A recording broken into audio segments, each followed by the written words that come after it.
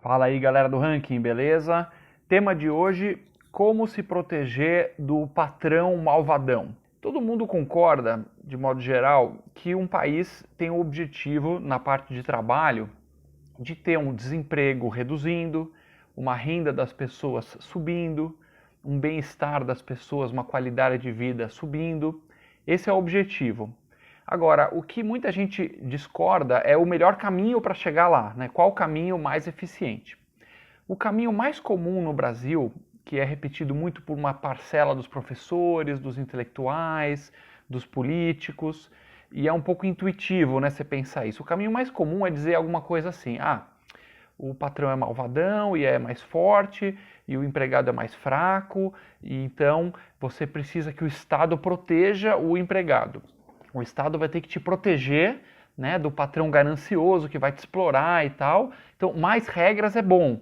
Mais regras, mais regulamentos, forçar o salário a subir, direitos, né, colocar direitos, tudo isso. Então, essa é uma impressão de muita gente no Brasil, especialmente as pessoas que estudaram menos o assunto a fundo.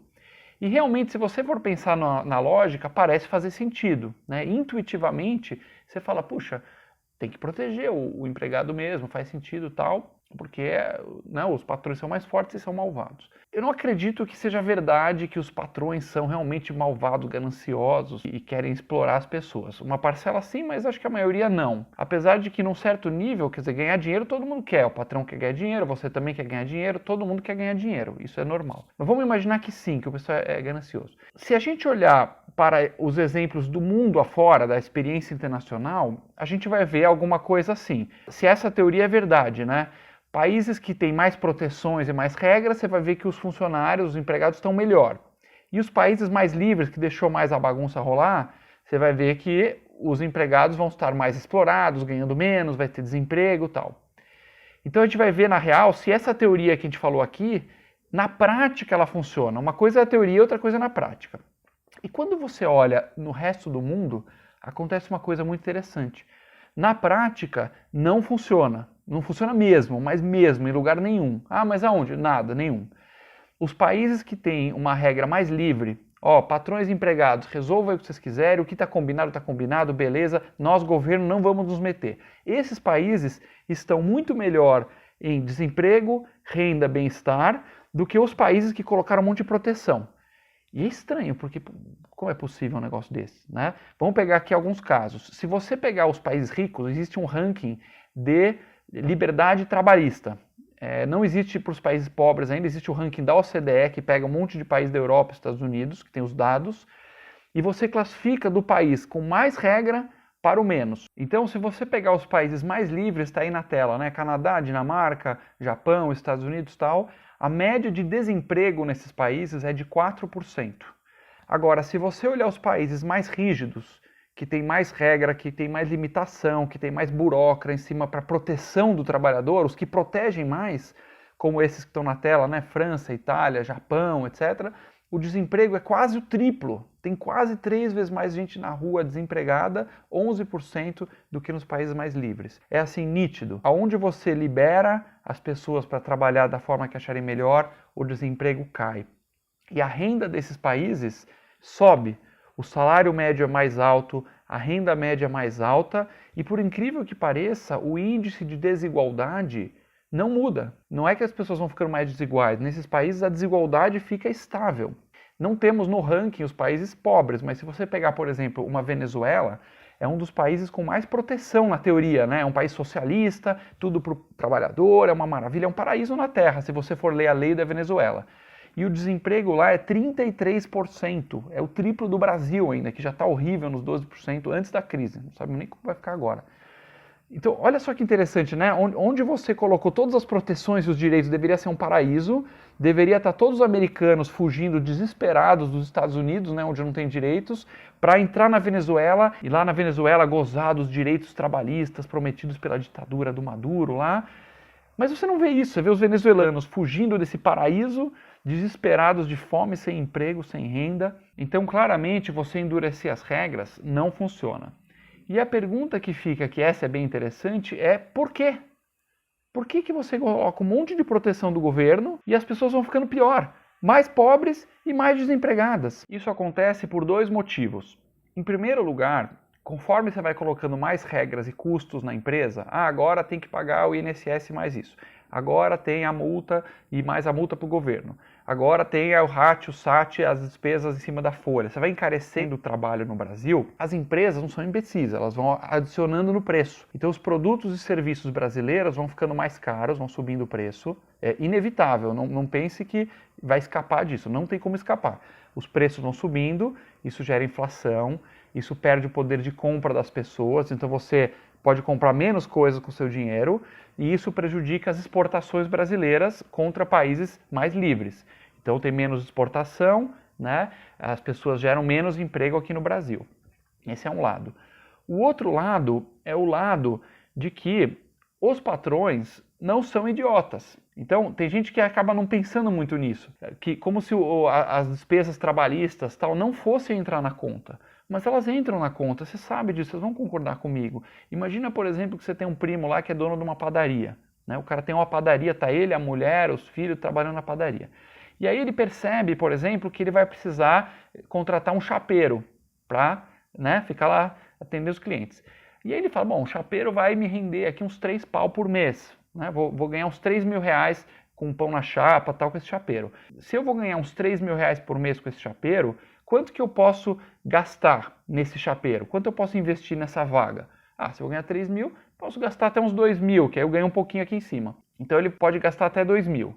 Você acha que esse teu primo da padaria, ele vai te oferecer um salário de 2 mil, e aí no final do ano ele vai ter uma surpresa? Nossa, apareceu um 13º aqui, caramba, vou ter que gastar isso a mais em prol do meu funcionário. Puxa, apareceu aqui um adicional de férias, que surpresa, apareceu aqui um FGTS. Não, ele já sabe que ele vai ter que gastar esse monte de coisa que o governo inventou. Então, na hora de te oferecer o salário, ele não vai te oferecer os 2 mil, ele vai te oferecer 1.000. Ele vai ganhar 3 pau, ele vai te oferecer 1.000, porque ele sabe que com os encargos, né, todos os encargos, vai chegar nos 2 mil que ele pode gastar. Então, as regras trabalhistas vão sendo colocadas e o efeito que ela tem é ir deprimindo o salário.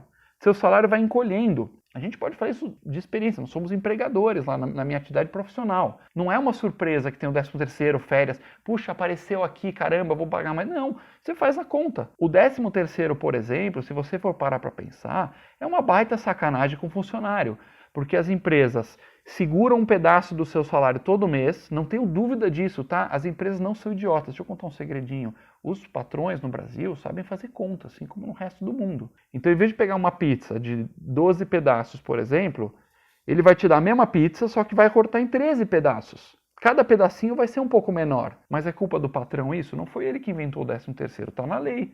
Tinha que incorporar e você receber todo mês. O FGTS, por exemplo, todo mês, nessa conta do patrão, ele tira um pouquinho, porque ele sabe que vai ter que pagar 8% para o FGTS.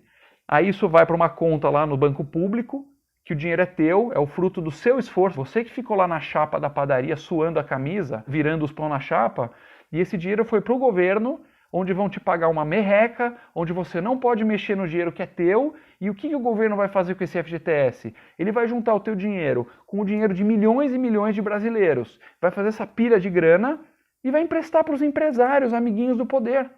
É o governo pegando o dinheiro do trabalhador suado para dar para os bilionários. Esse é o tal do direito que todo mundo adora. Porque no fundo tem uma ideia do governo de que talvez eles acham que você é retardado, desculpa. Chega aqui no final do ano, eles falam, não, o cara não vai poder economizar, ele não tem capacidade para economizar. Nossos empregados no Brasil são crianças. É melhor a gente forçar uma poupança para ele receber no final do ano. O FGTS, não, quando ele perder o emprego, precisa de um fundo de garantia, porque ele não é capaz de guardar sozinho o dinheiro. E assim eles vão fazendo essas roubalheiras com você. Então, pessoal, não tenham dúvida, nos países mais livres, o desemprego é 1/3 do Brasil, as pessoas ganham 5, 6 vezes mais por mês, e lá, ai que horror, não tem 13º, está incorporado no salário, você recebe todo mês. Não tem FGTS, está incorporado no salário, você recebe todo mês e faz o que você quiser com o dinheiro. Ninguém no mundo é melhor para cuidar do seu próprio dinheiro do que você. E aí vem muita gente progressista, né, de esquerda especialmente, falar que no Brasil precisa ter regras, senão vai ter um trabalho próximo à escravidão, que os patrões vão explorar. Eu até concordo, eu concordo com a esquerda nesse ponto, eu acho que tem um argumento, É preciso no Brasil, ainda mais países em desenvolvimento, tem que ter algum tipo de limitação, né? Jornada total, tem que ter lá, não pode trabalhar mais do que tantas horas, porque tem muita gente que pode explorar o empregado. Tem que ter sim, eu concordo. Férias tem que ter os 30 dias lá garantidos, eu acho que tem que ter. À medida que o país vai ficando desenvolvido, lá na frente, se um dia o Brasil ficar igual à Suíça, aí você pode ir tirando tudo, não precisa. Eu te garanto que na Suíça não precisa ter direito nenhum. A Dinamarca, no ranking que eu mencionei, a Dinamarca é o país com menos regras trabalhistas do planeta, a legislação mais simples do planeta é a Dinamarca e é o país no topo do ranking de felicidade do planeta, com índices econômicos maravilhosos. E como é possível isso sem lei trabalhista?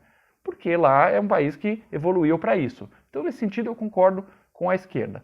Onde não concordo é achar que, não, mas é que no Brasil o patrão é malvadão, como se no resto do mundo fosse generoso. Qual que é o problema aqui? Não, é que os patrões do Japão, dos Estados Unidos, da Nova Zelândia, da Austrália, da França, todos são generosos e bonzinhos e não querem ganhar dinheiro, e só no Brasil que o pessoal é malvado, então tem que proteger. Eu não acho que os daqui são melhor nem pior que os dos outros. E o segundo ponto é que uma coisa é você limitar, a jornada de trabalho é tanto, tem que ter férias de tanto, as coisas básicas, essenciais, tem que ter. Mas a lei vai numa minúcia de detalhe, cara, que obrigações do empregador, do empregado, e no detalhe, que é um absurdo. Por exemplo, se você quiser tirar férias, dividindo em 4 semanas, chefe, começo do mês aqui tem pouco serviço, vamos fazer o seguinte, eu vou tirar férias a primeira semana do mês agora, mês que vem, você quer dividir em 4. Você quer e o seu chefe quer, todo mundo quer. É ilegal. É ilegal no Brasil picar as férias em 4 ou mais vezes. Que caso que o governo tem que se meter em como você vai tirar suas férias? Claro que tem que ter as férias, tem que ter os 30 dias. Mas o jeito que você vai picar, por que o governo tem que meter as patas e dizer que você não pode picar em 4 vezes? A pausa do café. Se você trabalha meio período, você vai lá na empresa, você trabalha 4 horas, vai embora, você é obrigado por lei a fazer uma pausa do café. É ilegal você não fazer a pausa de 15 minutos. Então você precisa trabalhar, tomar café e sair mais tarde. Se você falar, chefe, deixa eu ir direto aqui, eu quero sair mais cedo, trabalho às 4 horas, pego minhas coisas e vou embora para casa. É ilegal, sua empresa pode ser multada porque você não parou para o café. Então é esse tipo de coisa, vezes 1000, a quantidade de minúcias que tem na nossa lei, como se fosse uma babá, como se você fosse um retardado que não consegue negociar nem o básico. Se você é um trabalhador humilde, numa região cheia de coronelismo, que o cara pode fazer um trabalho escravo, sim, tem que ter algumas proteções, importantíssima, concordo com a esquerda. Mas, se você é um executivo numa puta empresa, você ganha 50 mil por mês, a empresa começa a ir mal, a empresa chega pra você e fala assim, cara, podemos te pagar em vez de 50, podemos pagar 40 mil por mês? O mercado mudou, tá difícil, Pô, pode, eu quero manter meu emprego.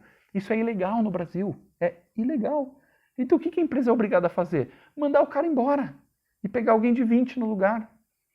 Esse tipo de rigidez insana vem da cabeça dos nossos legisladores que foram eleitos por nós. Então é importante a gente mudar a nossa mentalidade, a gente ver o que funciona e aí pressionar e eleger legisladores que vão desfazer essa camisa de força em cima da regra trabalhista brasileira, parar de encher o saco das empresas, parar de encher o saco dos empregados, deixar as pessoas livres para poder reduzir o desemprego, aumentar a renda, aumentar o bem-estar, como acontece em todos os exemplos do resto do mundo.